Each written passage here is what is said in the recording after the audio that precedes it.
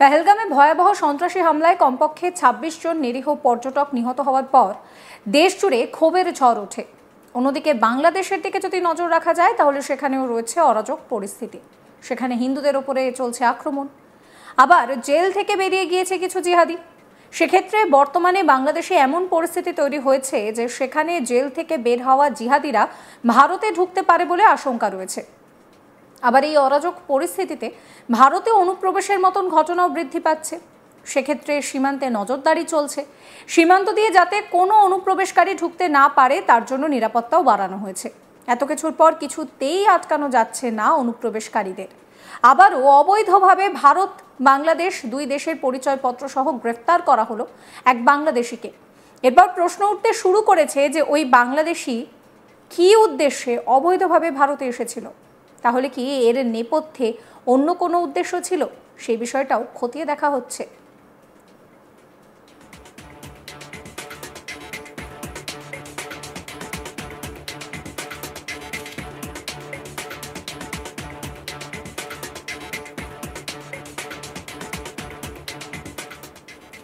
Police জানিয়েছে যে ধৃতের নাম সেলিম শেখ, বাড়ি মুর্শিদাবাদের কালুখালী এলাকায়। আবার এই ব্যক্তি বাংলাদেশের রাজশাহী এলাকার বাসিন্দা মোহাম্মদ দিলওয়ার নামেও সেখানে পরিচিত। ইংরেজবাজার থানার পুলিশ সূত্রে জানা গিয়েছে সেলিম খান নাম ব্যবহার করে ওই তরুণ ভারতবর্ষে প্রবেশের চেষ্টা করে। ইমিগ্রেশনের চেকিংয়ে তার হেফাজত থেকে একটি বাংলাদেশি আইডেন্টি কার্ড বাজেয়াপ্ত হয়।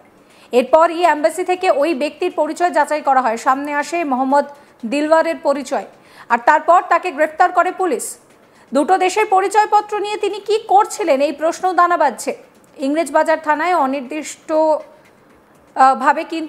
অনির্দিষ্টকালের জন্য তাকে হেফাজতে নেওয়া হয়েছে এবং এই মুহূর্তে দাঁড়িয়ে যেটা প্রশ্ন উঠছে যে ঠিক কি উদ্দেশ্য ছিল তার। পুলিশ সূত্রে জানা গিয়েছে ধৃতের হেফাজত থেকে বাজেয়াপ্ত হয়েছে ভারতীয় Aadhaar card, voter card, passport, visa সহ বেশ কিছু ভারতীয় টাকা। উদ্ধার হয়েছে বাংলাদেশি পরিচয়পত্র। তবে কোন পরিচয়পত্র আসল তা কিন্তু এখনো নিশ্চিত করা যায়নি। পুলিশ সুপার প্রদীপ কুমার যাদব প্রেস বিবৃতিতে জানান যে এই ঘটনার তদন্ত শুরু হয়েছে।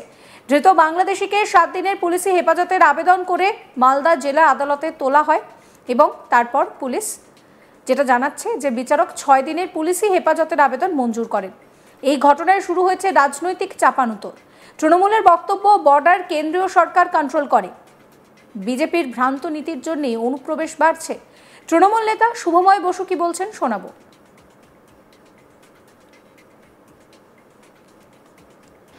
সবথেকে বেশি পাকিস্তানি ধরা পড়েছে গুজরাটে,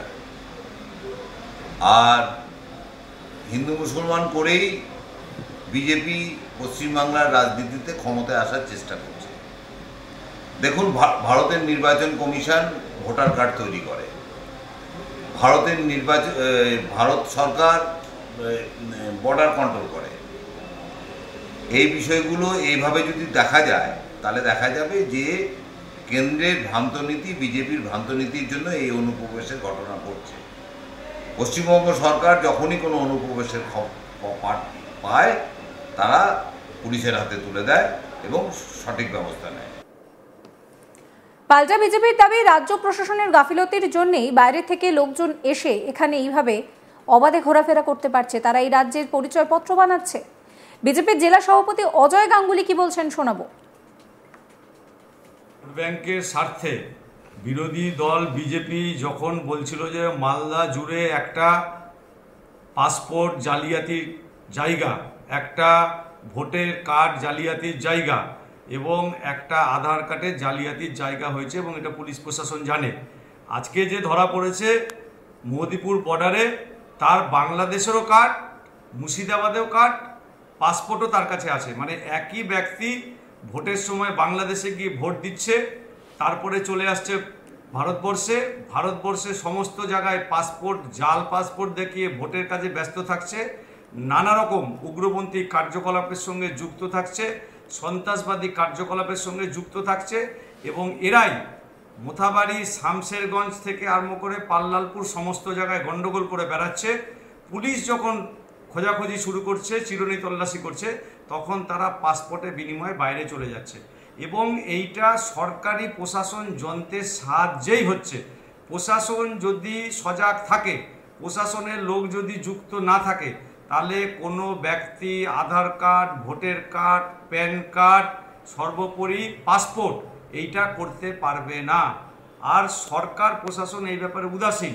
সেই জন্য ভোটের আগে এই রকম একাধিক ব্যক্তিকে যদি সেন্ট্রাল পুলিশ কড়াকড়ি করে বর্ডারে এবং যে সমস্ত জায়গা দিয়ে আমাদের বর্ডারের মালপত্র যায়, তাহলে একাধিক ব্যক্তি ধরা পড়বে। কারণ এই সমস্ত ব্যক্তি ভারতবর্ষ তথা পশ্চিমবঙ্গে থেকে নানা রকম দুষ্কর্মের সঙ্গে যুক্ত, এবং তৃণমূল সরকার এই জাতীয় লোকদেরকে আড়াল করে রাখছে পুলিশ প্রশাসনের কাছ থেকে, তারা যেন ভোট ব্যাংকে সহযোগিতা করে। এই নিয়ে আমার কলিগ মিল্টন পাল একটি রিপোর্ট দিয়েছেন, কি বলছেন সেই রিপোর্টে মিল্টন দেখুন। মালদার ইংরেজবাজার থানা এলাকায় ধরা পড়ল এক বাংলাদেশি, যার বাংলাদেশেও পরিচয়পত্র রয়েছে এবং ভারতবর্ষের মুর্শিদাবাদেও তার পরিচয়পত্র রয়েছে। মতো অবস্থায় যে এম্বাসি রয়েছে, সেই এম্বাসি থেকে এর খোঁজ শুরু করা হয়। তারপরেই দেখা যায় যে এই সেলিম শেখ, ভারতবর্ষে তার নাম রয়েছে সেলিম শেখ এবং বাংলাদেশে তারই নাম রয়েছে মোহাম্মদ দিলওয়ার, এবং বাংলাদেশের রাজশাহী এলাকার বাসিন্দা তিনি, এবং দীর্ঘ দিন ধরেই সে বাংলাদেশ থেকে এপারে এসেছেন এবং এখানে এসে বিভিন্নভাবে আধার কার্ড এবং ভোটার কার্ড তৈরি করেছেন। সম্প্রতি আমরা দেখতে পেয়েছি বেশ কিছুদিন আগেই ভুয়ো আধার কার্ড তৈরির যে ভান্ডার, সে মালদার ভারত বাংলাদেশ সীমান্তবর্তী বৈষ্ণবনগর থানা এলাকায় দেখা গেছিল। তারপরে বিভিন্নভাবে তদন্ত করে একের পর এক ভুয়ো আধার কার্ড সেন্টারের নাম উঠেছে এবং তাদেরকে গ্রেপ্তারও করা হয়েছে। এদিন ঠিক বাংলাদেশের এই যে নাগরিক রয়েছে তার বিরুদ্ধেও এম্বাসি থেকে তদন্ত শুরু করা হয়। এরপরে দেখা যায় যে এই এম্বাসি থেকে তার যে ভুয়ো পরিচয়পত্র ভারতবর্ষেও রয়েছে এবং বাংলাদেশেও রয়েছেন, আর এই নিয়ে তদন্ত শুরু করেন। এরপরই যখন এম্বাসি থেকে তার নাম নিয়ে খোঁজ শুরু করেন এবং তাকে জানতে পারেন সে বাংলাদেশি, এবং তারপরে এই ইংরেজবাজার থানার পুলিশের হাতে তাকে তুলে দেওয়া হয় এবং এই ঘটনার তদন্ত শুরু করা হয়। আর এই ঘটনা নিয়ে শুরু হয়েছে রাজনৈতিক তরজা। এখানে বিজেপির পক্ষ থেকে অভিযোগ করা হচ্ছে যে এদেরকেই ভোট ব্যাংক হিসাবে ব্যবহার করছে শাসক দল, আর সেই কারণে ভোট যখন আসে তারা এপারে আসেন এবং এপারে এসে ভোট দিয়ে বিভিন্ন জায়গায় আশ্রয় নেন সেই ভুয়ো পরিচয়পত্র দিয়ে, এবং যার ফলে তারা এখানে ভোট ব্যাংক হিসাবে তাদেরকে ব্যবহার করছে।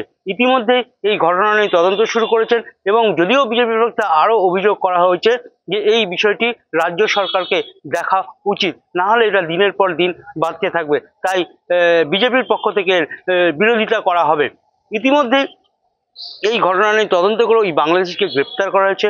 আর পাল্টা তৃণমূলের পক্ষ থেকে জানানো হয়েছে যে গুজরাটে বহু পাকিস্তানি গ্রেপ্তার হয়েছে, কিন্তু এই রাজ্যে প্রশাসন এবং পুলিশ প্রশাসন রয়েছে বলে বাংলাদেশি বা অন্যান্য ক্রাইম হলে তাদেরকে গ্রেপ্তার করা হয়। সমস্ত খবরের আপডেটের জন্য আপনাদের নজর থাকুক আজ তাক বাংলায়। চ্যানেলটিকে সাবস্ক্রাইব করবেন, নোটিফিকেশন পেতে বেল আইকনে ক্লিক করবেন, ফলো করবেন আজ তাক বাংলার হোয়াটসঅ্যাপ চ্যানেলও।